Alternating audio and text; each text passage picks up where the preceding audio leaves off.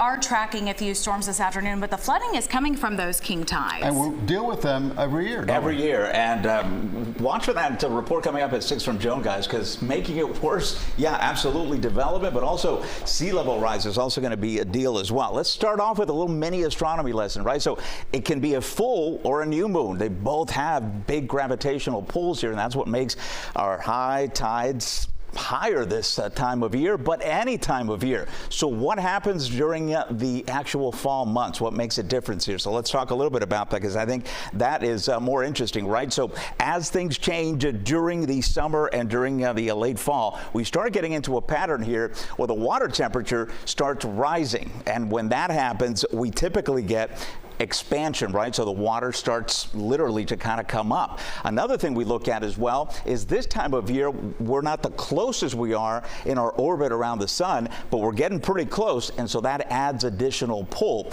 Then you have to factor in seasonal changes, right? So why in the fall? Well, our currents actually change a little bit. The Gulf Stream gets a bit weaker. That also creates a rise in water. And then if you have any enhancement like we've had the last few days, you got this low pressure parked east of us. That's pushing the water inland because of a strong easterly wind. And if you get heavy rain with that, of course, that makes it worse. And last but not least, one of the things we also look at is sea level rise because of climate change. So it's not, anything you're imagining. Development certainly makes it worse, but also climate change continues to bring the sea level a little bit higher. So each and every time it just continues to get worse here across South Florida. That's going to be, I think, a big problem we're going to have to deal with. Now, as far as what's going to happen for the rest of tonight and heading into tomorrow, these are the next times of high tide. So guaranteed either minor or moderate flooding as a result of what you're looking at here. That's going to continue through our full moon cycle, which I think will start getting better as we head into the day on Wednesday.